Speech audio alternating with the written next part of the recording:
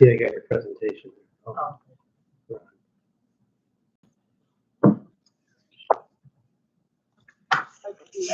I don't drink Mountain Dew, but.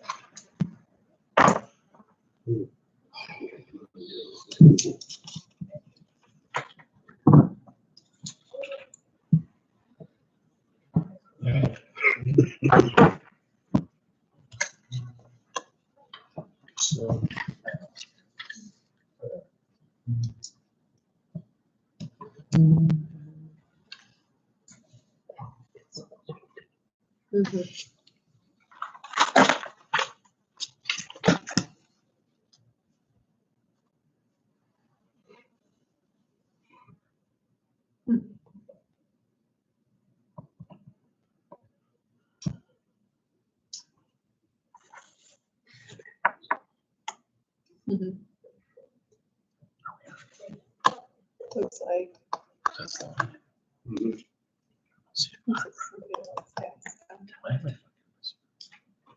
We're just waiting on our superintendent. She's pulling up in just a couple minutes.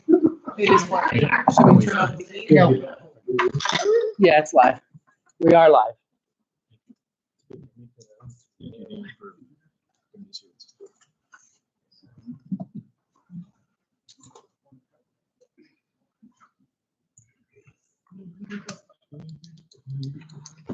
Is that on here? Mm-mm. Okay. You know what I mean?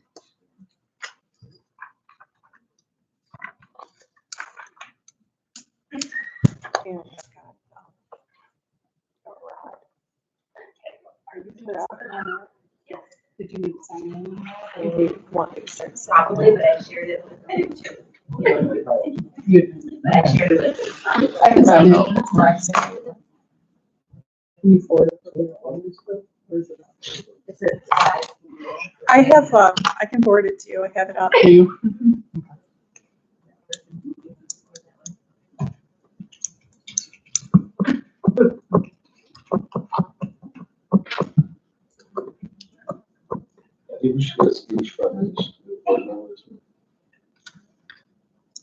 All right. A speech from each new board member. Yeah. You should have it. Okay. It's whenever.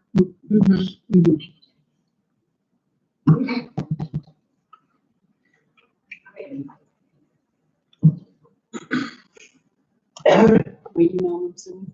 Mhm. Do we need that? Live? Until we start? Should be.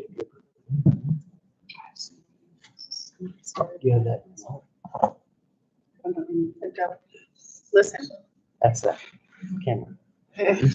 I'm not touching it. Start scrolling.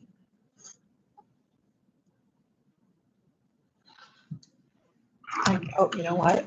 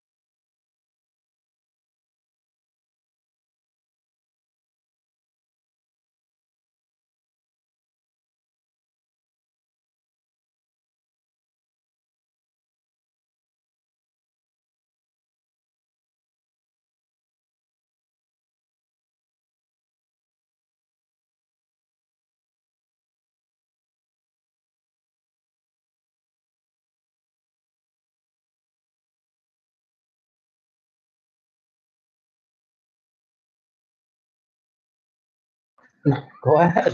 Keep it Are you sure you how to use it? Yeah. All right, we're going to call this meeting to order at 6:04 PM. Can I get a roll call, please? Mr. Barton? Mr. Bajaro? Present. Ms. Evans? Present. Mr. Foster? Present. President, Mr. McLaughlin? Present. And Mr. Stone. Present. We'll stand for the pledge of allegiance and bear pledge. pledge allegiance to the flag of the United States of America and to the republic for which it stands, one nation, under God, indivisible, with liberty and justice for all. We will be prepared to lead, expect excellence, accept responsibility for our actions, respect ourselves, each other, and our district, stay focused on safety and learning.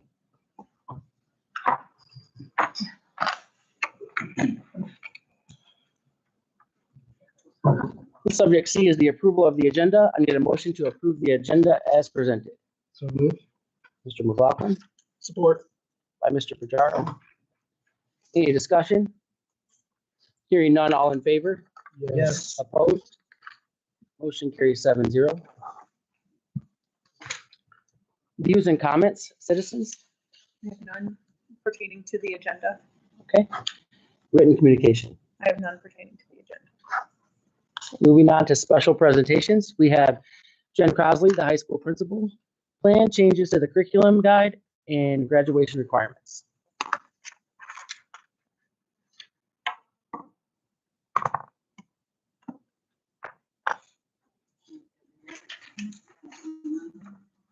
You just hit a button.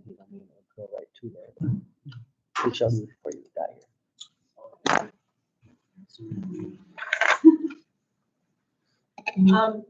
Oh, that goes to you.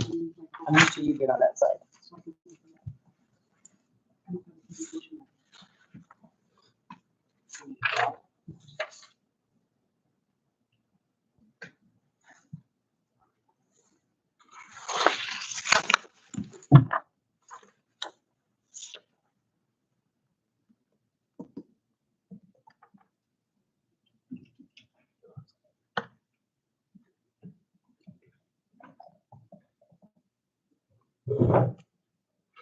I didn't do anything. It just went, Should I let some? it's on the timing. For a certain time? It will go. You may have to bring that back. Just the mouse, just the My bad. Okay. Good evening and happy Friday Eve. I asked to come tonight to speak to the board because I wanted to first share some of the work that's been happening at the high school in terms of curriculum and our graduation requirements, some of our plans for the future. And I also came to ask for approval for some of this work. Our curriculum guide, the courses we offer, our graduation requirements are all part of board policy. So I'm coming to you tonight to ask for permission to start some of this work, some changes, and some support going forward. I'm going to share with you the work we've done, why we're doing this, and some of our ideas for the future.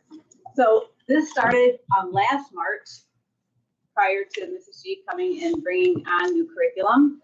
Amanda Powers and I attended MEMCA, it's the Michigan Early Middle College Association Conference in March. And during that presentation, there was a woman from the NDE who spoke about the Michigan Merit Curriculum. And I, for one, was a little bit blown away. I had no idea that there was so much flexibility in the Michigan Merit Curriculum. I was shocked. Amanda and I talked for a long time afterwards about things we could do to make things better for our kids, allow more options for our kids with the flexibility. So this is just what the Michigan Merit Curriculum graduation requirements looks like now. And you can see it says English 4 credits, math 4 credits, social studies 3 credits. The class 2028 is a personal finance half credit and an online learning experience. And in here it shows that CTE could take the place of some of these credits, and that's part of the flexibility. So it says credits instead of courses or years because of that flexibility. The Michigan Merit Curriculum is about standards and credits, not about seat time. So that's just a little bit of background about how this started and some information before we go forward so that you can see we're not going to do anything at the high school level that's going to not meet Michigan requirements. For example, like the personal finance half credit, it doesn't have to be a course. It can be embedded into something else as long as all kids get the same standards. Okay.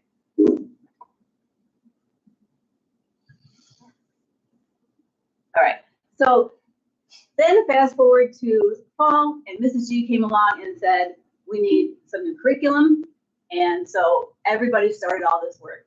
Stephanie Evie, our secondary curriculum director, she started work with these science, social studies, and math departments to look for new curriculum.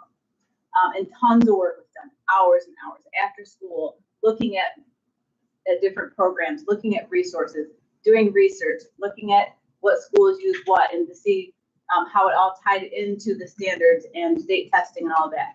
So when all of this work started, we started to look at what else can we do? We're already going to do all this work, and changing curriculum is a ton of work. It is learning all the new resources. It's going through all the material, preparing all new lessons, maybe doing all new assessments. So since we're doing all of this work and we have this opportunity for growth, why wouldn't we take that time to amp things up a little bit and make some additional changes? So we started that work, and then Zello, we have Zello now in the district. That's relatively new to our district. That is grades 7 through 12. That ties into students' EDPs, their career pathways. And then flexibility in Michigan Merit means that we can cater more towards our students' career pathways as they choose their courses going up to graduate. So that ties into what we're doing moving forward, because we can kind of see where kids want to go, what we need to offer, what they need to take to be successful in the future.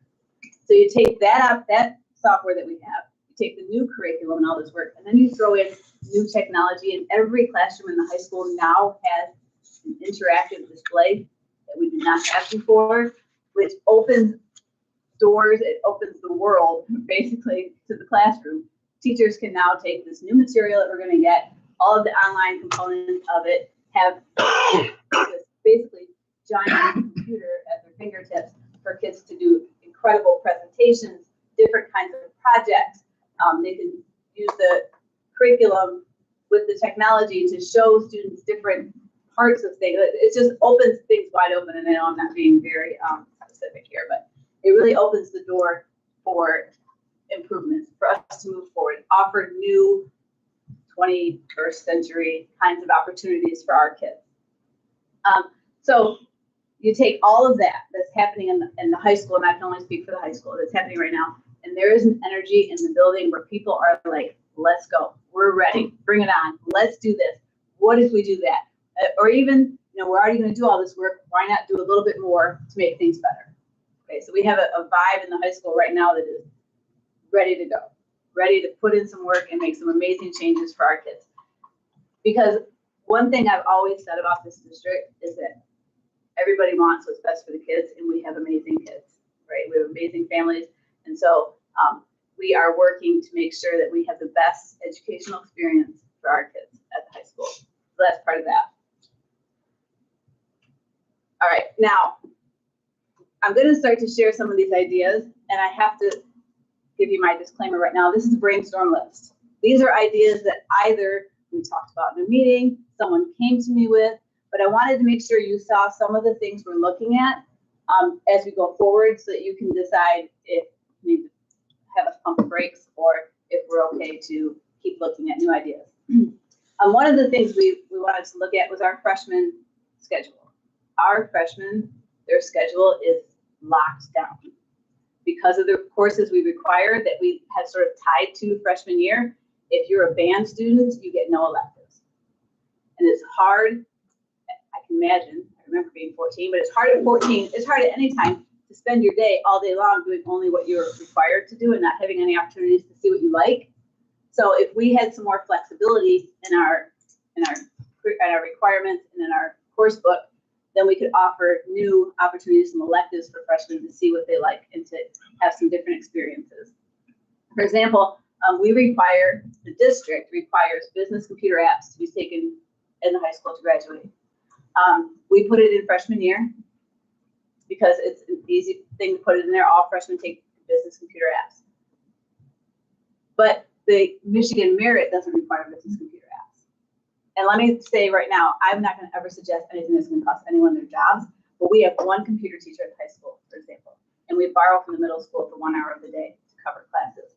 Our one computer teacher has some electives, desktop publishing, graphic design, and wants to offer things like computer programming And so if we change that requirement, for example, then we offer kids the opportunity to take, I'm going to take business computer apps, but my cousin's going to take computer programming because he's going to go into computer engineering and this is his jam. And so he's going to take a different computer course to graduate. So it's not reducing a teacher, it's just giving that teacher different opportunities that he wants to do to create new experiences and new courses for our kids. Or maybe you're a middle college or dual enrollment student and you would be better served getting to take the, I think it's called CIS, something, it's the computer integration systems at the college, that we have a teacher at the high school who teaches that. So if you're a dual enrollment student, you take that course instead of this. So we're looking for flexibility in what we can offer our kids so that they have better opportunities and can be more invested in their high school program right off the bat than making them wait till junior or senior year. Another idea we had been talking about is requiring a senior project for graduation. We're just kind of tossing this around right now. But some of the things we looked at is it would help students prepare for life after high school. For example, if my career path is to be I'm going to go into construction, then my senior project is going to be geared around that. Maybe it's partly a portfolio of things I've done along the way. Maybe I'm doing some research on sustainable materials. You know, there's all these different things that kids can do. And then rather than turn it in for a grade, what if they presented it to a panel of community members, business people, who said, good job, you passed it. Basically, that's all they would need because it's just a requirement to graduate. Present that, and the people approve it, and boom, they're done. There is on here, and I don't know if it's going to work, but there is a profile of a graduate that's posted on the MDE website. Yeah. Sweet. Okay. And this was sort of our driving factor in our senior project idea, because this says that any student graduates from Michigan schools should be able to communicate effectively, collaborate on projects and work together, problem solve, use technology, and be able to create an argument and use reason and argument to back up what they're saying. So if we keep this in the back of our minds, or actually in the front of our minds, with everything we do at the high school, then we are going to prepare our kids to be successful whatever they do when they walk outside of our doors. So that is part of our reasoning when we talk about our senior project. To be able to provide all of this, they use all of these skills to present then their senior project. We had a couple other ideas we have talked about. I think there's one more.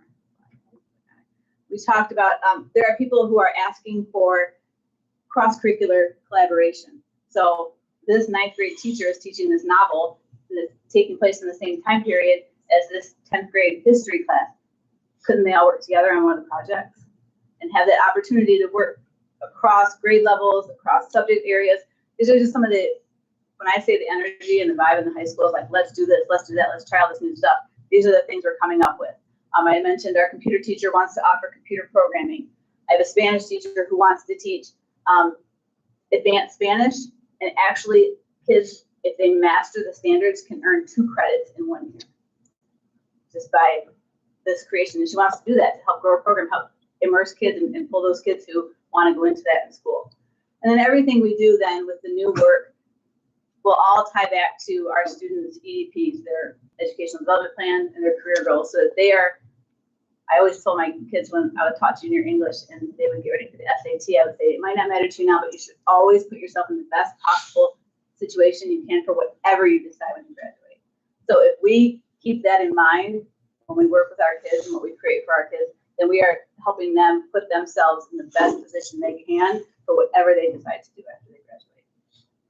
So I'm just asking then, before I go back to high school, we would like to, oh, I'm sorry, one more slide, I totally forgot. Sorry.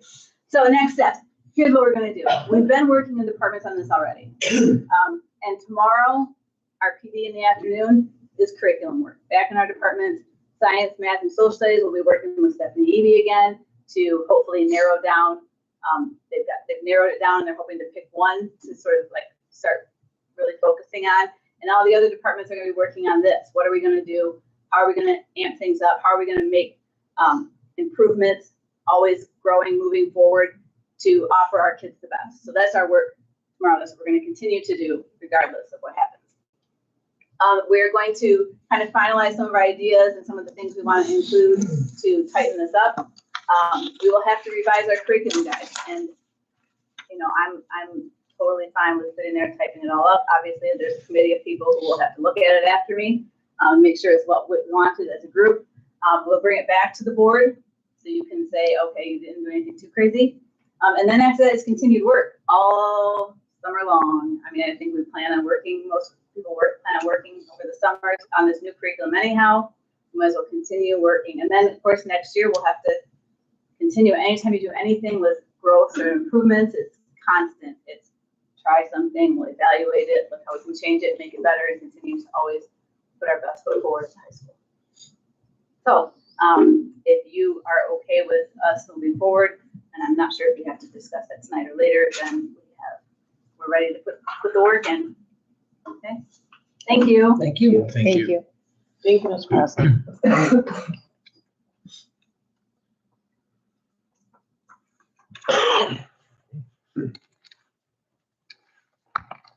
Moving on to number 4 is the review of the proposed agenda for January 30th for the regular board meeting.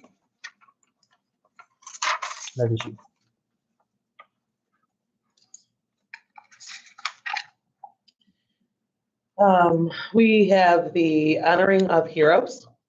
Do I have to go into detail on that? No. Okay, I want it to be a surprise. Right. Okay. Superintendent updates, obviously the general fund bills, approval of minutes.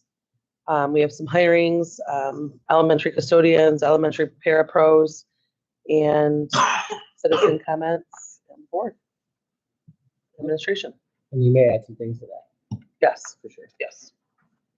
Okay, and number 5 is also you, the update of the report of the superintendent. Yeah, a couple updates. Just wanted to report out that Deb and I went last week to Grand Rapids. We spent Tuesday through Friday, right? I'm looking at you like my dates all jumble. This week threw me off. So we went to several sessions that were very beneficial. They had a lot of things there. It was recommended that Deb goes to that one for the Mesa conference because they had a lot on finance and a lot of updates and things for her for school finance piece. We attended a really good session for the MyCap and for state reporting. It was great. We learned a lot there. It was a really good time. It was very good, very beneficial for us to attend. So thank you for that opportunity. Our curriculum work, obviously Ms. Crosley touched on it from the high school perspective, but just to give another shout out to the middle school as well for the curriculum work that they're doing, as well as looking into the adoption of the different areas for our core. Huge shout out to Ms. Passon. Mrs. Passon has been working really hard on the social studies side of things for the middle school, and she's been piloting a curriculum right now called Giants for our history and social studies classes, and the amount of work that she's putting in while she's teaching simultaneously has been phenomenal. She just sent myself and Mrs. Eby a really nice email with a lot of the details of the work that she's putting in behind it and different ideas, and she's finding out new things as she goes, because that will be something that we look at district-wide. So I just want to give her a shout out for that. Also to our elementary buildings, the HMH curriculum is a very comprehensive, very, very difficult curriculum, and they spend a lot of time on that. There's a lot of frustrations with it. It's very high end, but there's so many different components of it that they are learning as they go as well. So I need to give a shout out to the teachers for their patience of not waving the white flag and giving up. Our curriculum, Ms. Vassal and Mrs. Zebe went over to Erie Mason. They adopted it, and they're in year 3 of HMH curriculum, and they're still learning on it. So I just want to give a shout out to our teachers for the hard work that they're doing on behalf of learning the curriculum as they go and making sure that we do what's best for kids. So big shout out to them. And Ms. Crosley is correct that in the summer, that is where all the PD will happen once the adoption takes place for the core areas that the teams look to bring into our district to make us current and make sure that all of our curriculum in our core areas are aligned with the state standards. The professional development is going to happen all over the summer, so that way we can hit the ground running in the fall. that we're not having to pause and wait for PD days throughout next year. We're able to actually implement, boom, right away. And that is truly because of the teachers, like Ms. Crosley mentioned about the high school, same for the middle school. And right now I'm talking about middle school and high school because with the new HMH curriculum for the elementary, for the ELA, it's much more difficult for the elementary. I would never in a million years give them 5 new core area curriculums to learn. There's no way. Obviously, elementary teachers teach all areas, whereas, as you know, middle school and high school is departmentalized and teachers teach per subject area. So totally different. So we are not forgetting about our elementary curriculum, but we're going in stages and steps for them. That is easier for adoption. Tomorrow is PD, half day. In the afternoon, our teachers, obviously Ms. Crosley mentioned, we'll be working on curriculum areas with departments. Also NWEA, Ms. Vasilo will also be working on that. Ms. Eby will be here leading the teachers' PDs tomorrow. Our parapros are being trained by our new special education supervisor, Mrs. Turner. I'm super grateful to her. She has a wealth of knowledge and a ton of experience with trainings. And it was important to me that our parapros receive trauma training that will help our parapros understand kiddos that have backgrounds that are unique to them, and maybe the fact that behavior is communication, and what do we do in the event where kiddos are acting out because of the background or maybe the difficult things that they've had to endure as children, whether they are little ones in kindergarten all the way up through 12th grade, that sometimes kids act out based on stuff that they're going through, maybe currently or maybe past things. Trauma is a very big driver in how we act. Not even, you can imagine adults that receive assistance and obviously help. Kids deserve it too. So it's that whole basis that behavior is communication. And if a kiddo is behaving in such a way that is maybe not so positive, that it's not just because a kiddo is choosing to misbehave. Sometimes that behavior is communication. They need help and intervention. So this will help bring our parapros to the forefront of understanding that and give them the support that they need to help identify what that looks like. And maybe the kiddos need a break and positive intervention versus punitive discipline. There's a big difference between the two. Just a quick update on North Elementary. Obviously, board, you know that, but just update that Ms. Wendell started today as interim principal while we go through the interview process. I called her today after school to check in and see how she was doing, talked to her a couple times today. She did a very good job. She was all smiles and very grateful for the opportunity that she's able to come in and help support in this time. It was a very abrupt, unexpected, quick, obviously things happen, and we do wish Mrs. Harmon the best. She did have a personal situation where she needed to exit earlier than expected. So Karen went through all of the applications today, printed them for me, and then tomorrow we are going through them individually to select candidates for interviews next week. So we are moving quickly on this. They'll be early next week, the interviews for North position. So just to give an update on that. Also, I think it's fun. We are in the very early beginning stages of this conversation, but talking with Mrs. Epler, I would like to see more resources at the recreation department, as well as for our athletic programs for baseball and softball. Mr. Dunn is smiling behind you, Iggy. But so right now we do have 2 cages, as you probably are aware. We have one hitting what? No, it's There's a cage at the middle school. Yep. We have 2. We have one at the high school and one at the middle school. And so my first ask was, can we move the cages over to the wrestling room at the rec center? Because that way people can rent out our cages for pitching and hitting time in the community. And so like a family like mine, I drive all the way to Flat Rock twice a week and pay for cage time for my kids to pitch and hit, because Level Up doesn't meet the needs that we're looking for.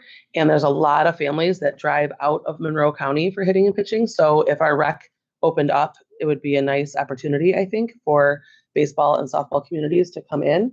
So talking with Mrs. Epler today, actually, she had the idea of the middle school moving the cages because of the programming that she has at the rec with like karate, and there's a number of different things, yoga. She listed off a number of things that use the wrestling room. So where it could be used more, we talked about moving 2 cages over to the middle school cafeteria, and it's that tile floor, so we don't have to worry about messing up the gym. So I know I've talked to a couple coaches about the gym, being an issue. So we're, again, early stages, kind of a talk, but I explained to her that she's allowed to take some of her staff and move them over to other buildings if needed to, from the rec staff to staff them over at other buildings. We don't just have to do everything at the rec center. So like if we have a rec staff member working the cages over at the middle school, for example, we could still have them rented out. So we're just exploring that and just early stages. We can obviously open that up for discussion. I would just like to see more for our baseball and softball programs. That's it. You had a resignation. Oh, that was just my updates. Sorry. Yep. It's just under your list. It's Lisa Graham. Yes. Lisa Graham, Soap Playground Aide, resigned on January 7th. Yes. Sorry about that. That's okay. Report of the Director of Business and Finance. We'll start with the purchasing card statement. You all received that on board docs. Do we have any questions on purchasing card statement? Okay, moving on to check register. Any questions on the check registry? Hearing none. We will move on to Deb's budget amendment presentation.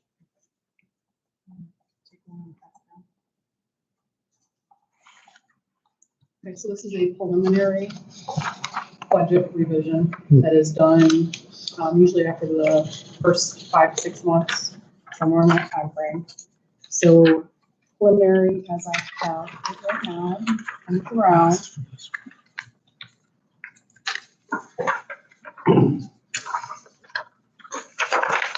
In column A, you'll see the 23-24 budget for informational purposes. And also it breaks down in column B, that's your state aid membership enrollment for the 23-24, which in column C gave you what the revenue was for your state aid per pupil revenue. And then on column D, we have our per pupil for 24-25 school period, along with the state membership enrollment. So we are at $13.74 right now for our membership. And then column F gives you your calculated, which is your D times your E, gives you your calculated. So if you look down, about halfway down under column F, our revenue is expected to be at $20,099,716. And then if you look down after your solid lines, we have our expenditures broken out. And it's the same situation for the 23-24s in column A to give you a comparison. And then column C is the original budget that was established in June for 24-25. And our expenditures at that point was $20,627,000. And column D is going to be my proposed changes at this point in time.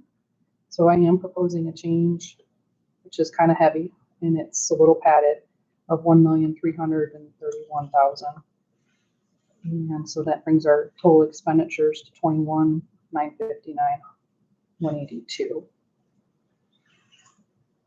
There are changes which I am still working on, and I will provide the board with everything. I did make a couple notes for some of the changes. If you look at like your per pupil, the per pupil transportation at $166,000. So you have $97,000 of it's our school bus.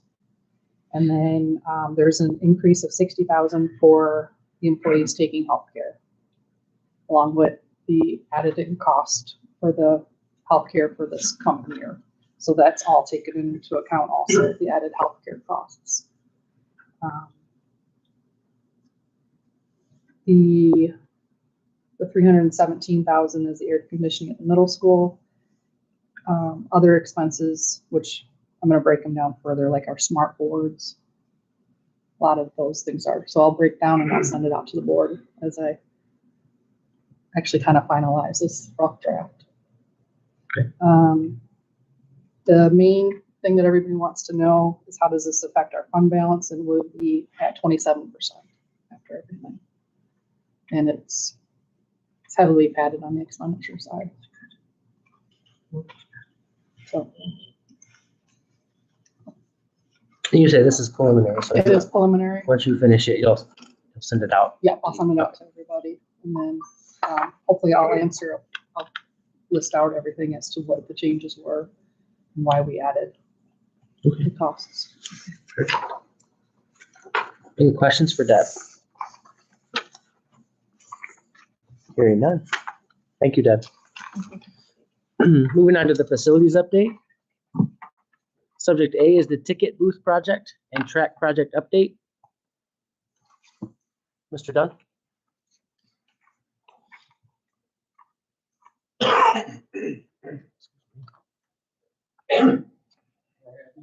We started back in May, June timeframe, brought the board approved $400,000. Once it was approved, we then got with architect drew up drawings, then sent it to the state, submitted to the state for approval. That approval came back 3 weeks ago. So then we discussed the details, timing, scope of work, and we sent it out for an RFP for the track, masonry, concrete, footings, and steel structure. It was made clear when it was first approved by the board, though, that the number one priority was the track.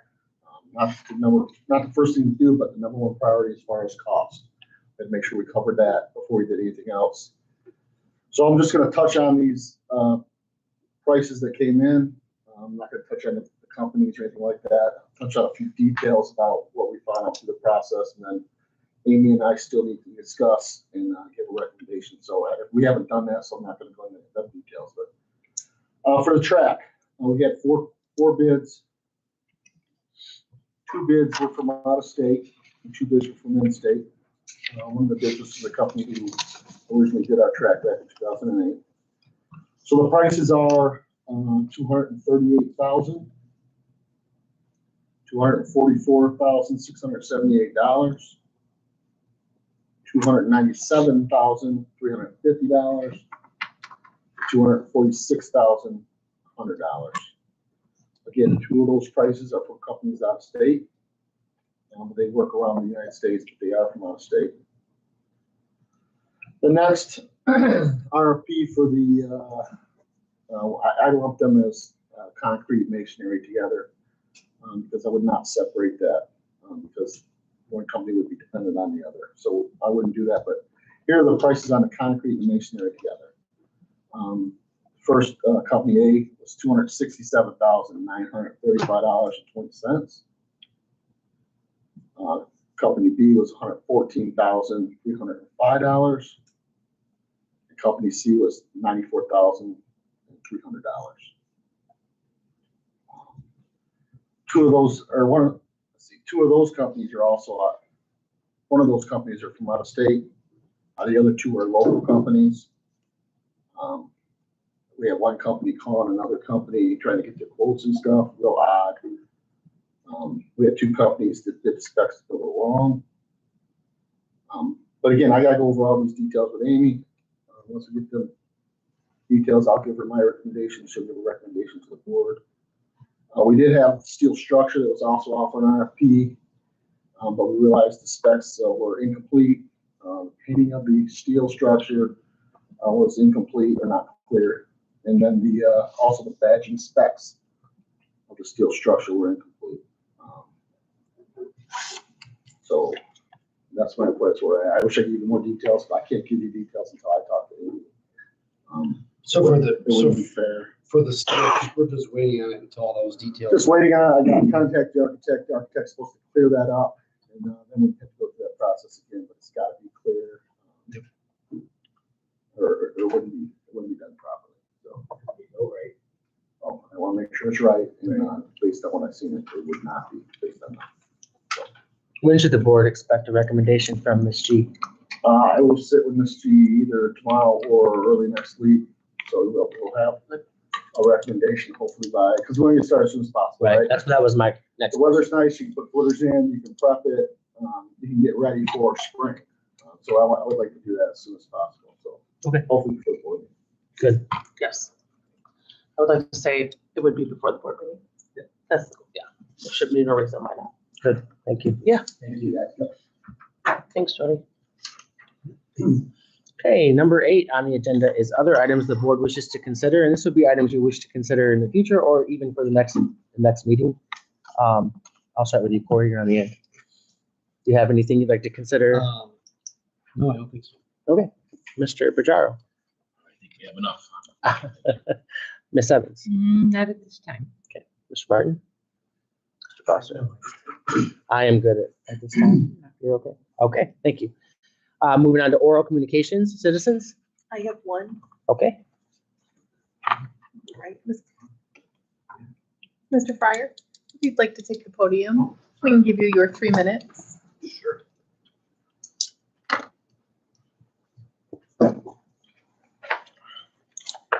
your time in, you're gonna let him know when you can start? Yeah, hold on just one moment. Oh, time's up. All right. Go ahead. Everybody should know me, but in case you don't, Thomas Fryer. Come in and see how things are going, and I want to make a couple comments. Well, one comment really. I heard recently the board had a workshop, and I just was hoping maybe, you know, not tonight, but maybe over the next few weeks or over the next few meetings, maybe we could hear what each board member learned from that and what we might be doing based on that workshop moving forward. It might be nice for the public to learn what you guys learned, what you guys gathered from that. So they've been done in the past, and we've never really heard much about them, so I was hoping maybe this time around we could do something. Perfect. Thank you. Thank you. And then any closing comments from administration? No. Yeah? No, You good? I gave a long list of updates today. Yes, I appreciate it. All right, and Deb is not here to give closing comments, so. The board, Mr. Foster, closing comments. Mr. Presley, thank you. That was a great presentation. Your guys' heads are in the right place. I mean, obviously your hearts have always been there, or else you wouldn't be here, first and foremost. Them were great ideas. Yep, they were spot on, nail on the head. Anything we can do to spice it up for our incoming kids. Freshman year is a very impressionable year. I hope I said that word right. It's the year that makes them want to be here. I like the fact that we're thinking outside the box. And, it's real good. Jody, thank you. That was great information on the projects. Appreciate all your hard work because you are putting in more hours than what I don't know if everybody knows, and that's very much appreciated. Hopefully the district appreciates it because I know that the board members and our administration do. Thank you guys for being here. We appreciate you guys as always. Mr. Martin, any closing comments? No, a lot of what Shane said. Thanks, Jody. Thanks, Ms. Crosley. Thank you, everybody, for coming. Same. Thank you, Jody. Thank you for speaking. Thank you, Ken. And thank you, audience. Scott, thank you. I'm highly interested. Might want to throw a suggestion of maybe we could teach our kids how to deal with money. Class on money. So, thank you. Jody, the information, appreciate it. And thank you. Same thing, Jen. Appreciate the presentation, the energy that you gave during that presentation about morale and just the spirit in the high school is huge. And then adding those new courses and classes and ideas, that's awesome. Other than that, Mrs. Turner, that she's new and already going at it and training our parapros, and so that's huge.